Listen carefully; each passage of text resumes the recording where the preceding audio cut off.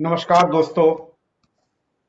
मैं सुनील प्रताप सिंह, ट्रेनर टेक्नोसिम, आप सभी का इस वीडियो में स्वागत करता हूं। आज के हमारे इस वीडियो का विषय है automobile painting process. Painting process को डिस्कस करने से पहले आइए हम चर्चा करते हैं गाड़ी पर पेंटिंग की जरूरत क्यों होती है।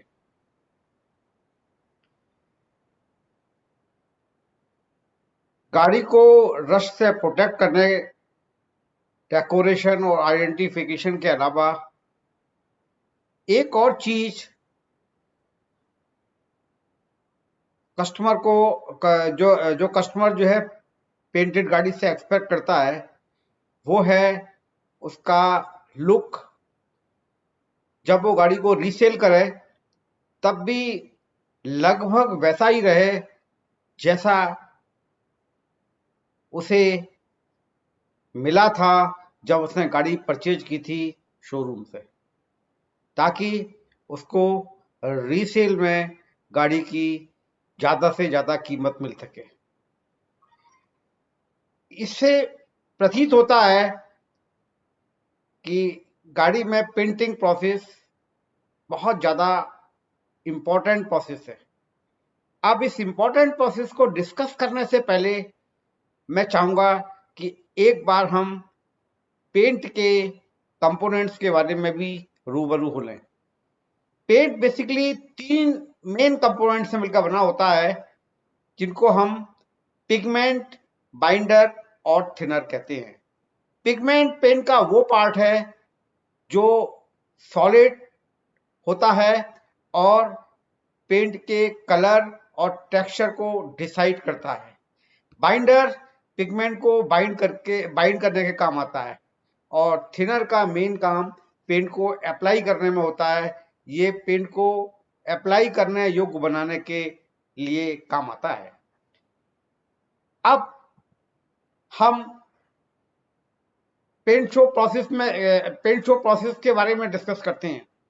वेल्ड शॉप से आने वाली गाड़ी सबसे पहले प्री ट्रीटमेंट सेक्शन में आती है। प्री ट्रीटमेंट सेक्शन में हम गाड़ी को पेंटिंग से पहले प्रिपेयर करते हैं। प्रिपेयर करने का मतलब है कि गाड़ी की सरफेस के ऊपर से ऑयल, ग्रीस, डस्ट, रस्ट इत्यादि सारा कुछ हटाने के बाद उसके ऊपर हम एक जिंक फॉस्फेट की कोटिंग करते हैं। इसके बाद गाड़ी इलेक्ट्रोड डिपोजिशन सेक्शन में आती है, जहां पर गाड़ी के ऊपर पहली पेंट की कोटिंग की जाती है, जिसको हम ईडी प्राइमर भी बोलते हैं।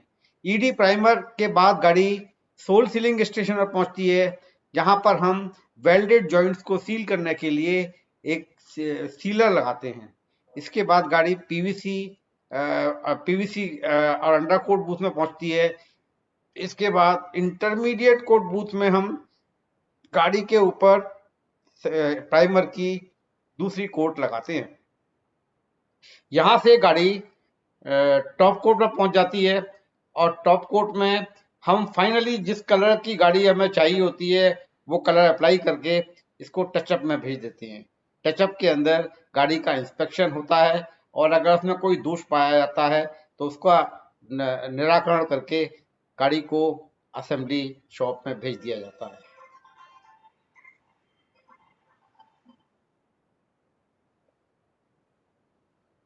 प्री ट्रीटमेंट प्रोसेस, पहला प्रोसेस प्री ट्रीटमेंट प्रोसेस है। जैसा कि मैं पहले भी जिक्र कर चुका हूं, प्री ट्रीटमेंट प्रोसेस में हम गाड़ी को पेंटिंग से पहले पेंटिंग के लिए प्रिपेयर करते हैं। अब अगर हमारी सरफेस प्रिपरेशन पेंटिंग से पहले अच्छी नहीं हुई, पेंट के ऊपर माइक्रो लेयर ऑयल रह गई या पेंट के ऊपर डस्ट वगैरह कुछ रह गया, तो ना तो पेंट की फिनिश अच्छी आएगी, ना ही एडहेशन प्रॉपर होगा और इसके फलस्वरूप कुछ समय पश्चात पेंट की फिल्म खराब हो जाएगी। लिहाजा प्री ट्रीटमेंट पेंटिंग का सबसे ज्यादा इंपॉर्टेंट प्रोसेस है। इसकी शुरुआत हॉट वाटर रिंज से होती है। हॉट वाटर रिंज के अंदर हम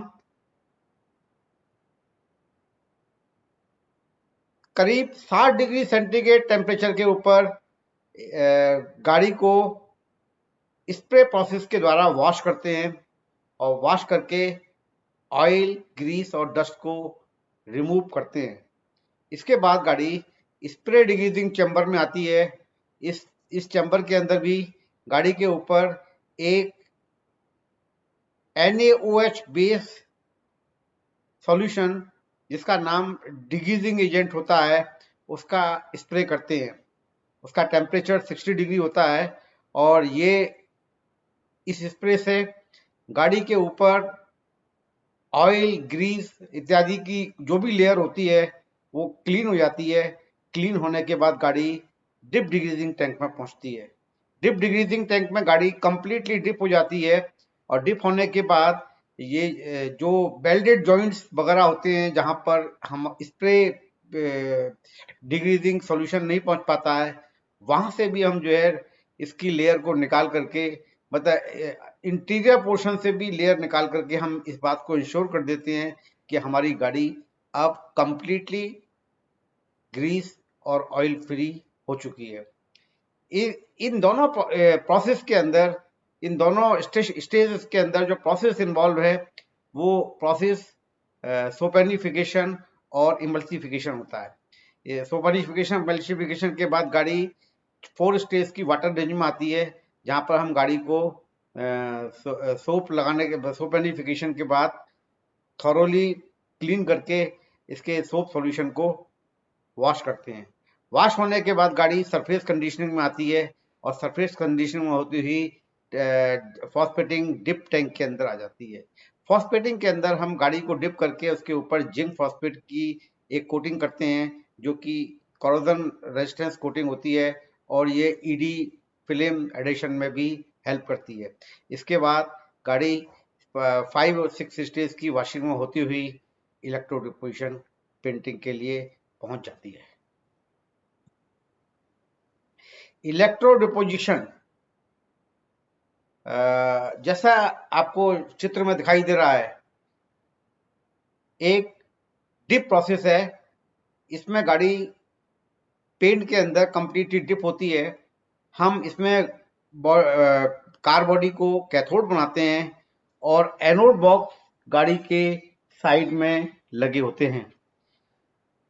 ये जो इस प्रकार हम पेंट को सप्लाई देते हैं। सप्लाई देने के बाद पेंट आयोनाइज हो जाता है और आयोनाइज होकर के पेंट का जो पॉजिटिव पार्ट होता है, पेंट का जो पॉजिटिव आयन होता है वो गाड़ी के ऊपर स्टिक हो जाता है और नेगेटिव आयंस एनोड बॉक्स के ऊपर चले जाते हैं। इस प्रकार हम फैराडे के विद्युत अपघटन के नियम के हिसाब से गाड़ी की सरफेस के ऊपर पेंटिंग करते हैं। इसमें जो मेन पैरामीटर होते हैं जो इसकी थिकनेस को कंट्रोल करते हैं वो हैं पेंट बाथ के अंदर सॉलिड परसेंटेज, बाथ का टेम्परेचर, कन्वेयर स्पीड और वोल्टेज इत्यादि। ईडी पेंट का मैकेनिज्म भी यहाँ पर दिखाया गया है। अगर मैं बात करता हूँ फ्लो चार्ट की, तो ईडी का फ्लो चार्ट कुछ इस प्रकार है। ईडी टैंक, डिप टैंक में पेंटिंग होने के बाद गाड़ी रिकवरी रेंज नंबर 1, 2 और 3 में जाती है जहां से हम पेंट को रिकवर करते हैं जिससे कि जो ईडी पेंट से जो बॉडी पेंट को कैरी ओवर करके आगे ले गई थी वो वापस ईडी मेन टैंक में पहुंच सके। इसके बाद फ्रेश डीआई वाटर में गाड़ी को रिंस करने के बाद गाड़ी को ईडी ओवन में भेज दिया जाता है। इस प्रकार हमने जो फैराडे के नियम के अनुसार जो ऑटोमेटिक ईडी कोटिंग की है, इसका जो मेन एडवांटेज है वो ये है कि इसमें हमें जो कोटिंग मिलती है वो ना केवल यूनिफॉर्म होती है बल्कि ये इन्वायरमेंट फ्रेंडली होती है और इसमें कोई भी फायर हैजर्ड नहीं होता। और इसके अलावा सबसे बड़ी बात जो है ना वो ये है कि इसके अंदर जो पेंट का यूटिलाइजेशन है वो करीब करीब 99% और इससे भी ऊपर होता है। इसके बाद गाड़ी हमारी सोल सीलिंग एरिया में आती है। सोल सीलिंग एरिया के अंदर हम वेल्डेड जॉइंट को सील करते हैं ताकि पानी किसी भी हाल में, रेनी वाटर या कोई भी वाटर किसी भी हाल में केबिन के अंदर ना पहुंच सके। इसके लिए हम 5 तरह की गन का इस्तेमाल करते हैं, जो कि इस प्रकार से हैं: कुप्पी गन, पेंसिल गन, मोटी गन, फ्लैट गन और ब्लाइंड गन। कौन सी गन किस जगह पे लगानी है, इसका ये डिसाइड किया जाता है कि किस एरिया में हमें सीलर अप्लाई करना है। इन सबके ऑपरेशन स्टैंडर्ड बने होते हैं, जिसको हम वर्क इंस्ट्रक्शन शीट बोलते हैं। ये जो है वर्क एरिया में काम करने वाले बंदे को समझा दिया जाता है कि कहाँ किस एरिया में किस गन से और किस लेंथ तक हमें पीवीसी कोटिंग करनी है। पीवीसी, इसके बाद गाड़ी हमारी अंडरकोट और पीवीसी एरिया में पहुंचती है। अंडरकोट और पीवीसी एरिया के अंदर या ये हम इस पेंट को गन के द्वारा व्हील हाउसिंग और अंडर बॉडी में लगाते हैं। ये पेंट पीवीसी बेस्ड पेंट है और ये ना केवल साउंड को रिड्यूस करने में हेल्प करता है, बल्कि ये व्हील के साथ आने वाले छोटे पत्थर वगैरह जो बॉडी की चेसिस को हिट करके उसको पंचर भी कर सकते हैं, उसके इम्पैक्ट को कम करके इस पॉसिबिलिटी को एलिमिनेट कर देता है। इसके बाद गाड़ी डाई सेंडिंग में आती है, जहां पर हम ईडी में अगर कोई दोष जनरेट होता है तो उस दोष को रिमूव करते हैं। इस दोषों में mainly dust, water mark, line mark इत्यादि होते हैं।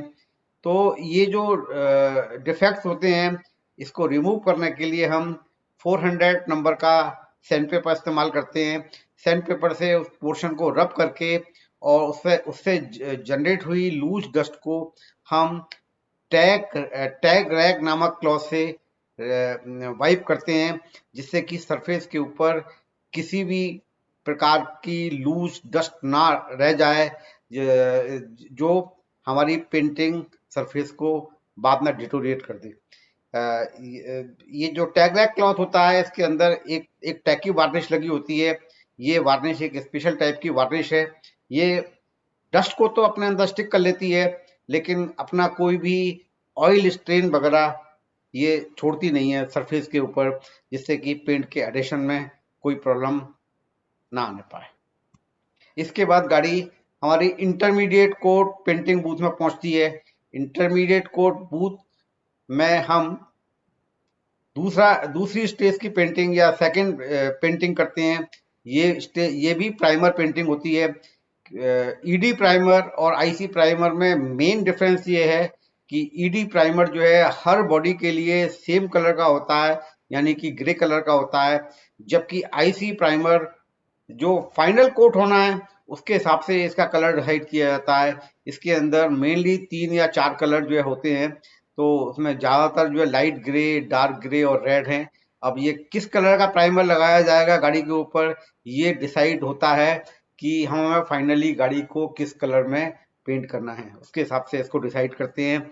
इसमें हमारी जो है जो गाड़ी आती है वो सबसे पहले प्रिपरेशन जोन में आती है।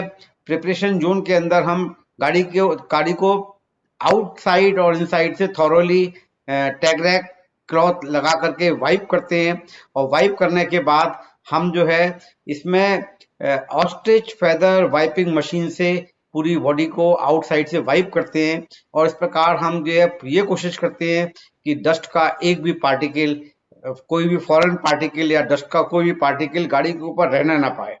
इसके बाद गाड़ी मैनुअल पेंटिंग जोन में पहुंचती है, जो सेकंड स्टेशन है आईसी का। मैनुअल पेंटिंग जोन के अंदर हम गाड़ी में इनसाइड में और इंजन चैम्बर के अंदर पेंटिंग करते हैं। पेंटिंग करने के लिए हम पेंटिंग गन्स वगैरह का इस्तेमाल करते हैं। इसके बाद गाड़ी रोबोट जोन में पहुंचती है, जहां पर गाड़ी में हम रूफ, आउटसाइड और बोनट, इन सबको सारी जो है पेंटिंग रोबोट के द्वारा की जाती है। इसके बाद गाड़ी सेटिंग जोन में होती हुई आईसी ओवन में बेक होती हुई आगे डाई सेंडिंग टू स्टेशन पर पहुंच जाती है। इंपॉर्टेंट बात यह है कि इसके अंदर जो फिल्म की थिकनेस हम अचीव करते हैं वो करीब 25 से 35 माइक्रोन होती है। अगर इसमें ईडी पेंट की थिकनेस भी मिला दी जाए तो ये 41 से 65 माइक्रोन के बीच में आती है और इसकी ग्लॉस हर हाल में 80 से ऊपर होनी चाहिए। इसके बाद डाई सेंडिंग 2 के अंदर हम आईसी के अगर कोई डिफेक्ट जनरेट हो गया है तो उस डिफेक्ट को रिमूव करने के लिए हम डाई सेंडिंग 2 स्टेशन पर गाड़ी का निरीक्षण करते हैं। आईसी के आने वाले जो डिफेक्ट्स हैं वो mainly dust, sissing, overflow, extra sealer, paint spot इत्यादि ये होते हैं और इसको निकालने के लिए एक स्पॉन्ज, वाटर सोक स्पॉन्ज पैड होता है जिसको हम डंप सैंडिंग पैड बोलते हैं और इसके ऊपर एक 600 नंबर का पेपर लगा दिया जाता है। इस पेपर की मदद से हम जो है रबिंग करके या सैंडिंग करके डिफेक्ट्स को रिपेयर करते हैं और रिपेयर करने के बाद जो लूज डस्ट होती है उसको वेट जवीना क्लॉथ, जैसा कि ये चित्र में दिखाया गया है, स्पेशल टाइप का क्लॉथ होता है, इस क्लॉथ से वाइप करके लूज जो डस्ट सैंडिंग की हुई सरफेस से लूज डस्ट को बाहर निकाल देते हैं। अब हमारी गाड़ी टॉप कोट के लिए पूरी तरह से तैयार है। इसके बाद वेट सैंडिंग से जाने के बाद गाड़ी टॉप कोट पर पहुंचती है। टॉप कोट में पेंटिंग के 5 जोन होते हैं। पहला जोन अगेन जैसा आईसी की तरह इसमें भी प्रिपरेशन जोन होता है। इसमें भी आउटसाइड एरिया के अंदर टैगरैक क्लॉथ लगाने के बाद ऑस्ट्रिच फेदर वाइपिंग मशीन से बाहर की सरफेस को कंप्लीटली डस्ट और फॉरेन पार्टिकल से मुक्त कर दिया जाता है। इसके बाद गाड़ी सेकेंड स्टेज में पहुंचती है जहां पर हम इनसाइड और इंजन चैम्बर के अंदर मैनुअल पेंटिंग के द्वारा टॉप कोट पेंट अप्लाई करते हैं। टॉप कोट पेंट होने के बाद गाड़ी जो है थर्ड स्टेज में आती है। इसमें मैं आपको एक बात बताना और चाहूंगा कि कि जो है ज्यादातर पेंट को आप 2 पार्ट में डिवाइड कर सकते हैं। पहला पार्ट है सॉलिड पेंट, दूसरा है मेटेलिक पेंट। सॉलिड पेंट वो सिंगल कोट के अंदर लगते हैं, जबकि मेटेलिक पेंट जो है उसको अप्लाई करने के लिए आपको 2 लेयर या 2 कोट पेंट की लगानी पड़ती हैं। तो 2 लेयर का मतलब होता है इसमें पहला बेस कोट लगता है जो कि जिसमें मेटेलिक पार्टिकल्स होते हैं और दूसरा क्लियर कोट लगता है। ये इस कोट का काम प्रोटेक्शन होता है। बेस कोट जो है ग्लॉस को इनकी इनहेंस करता है और क्लियर कोट जो है उसको केवल प्रोटेक्ट करता है। क्लियर कोट होता है प्रोटेक्ट करने के काम आता है, तो प्रोटेक्शन का काम ज्यादा होता है।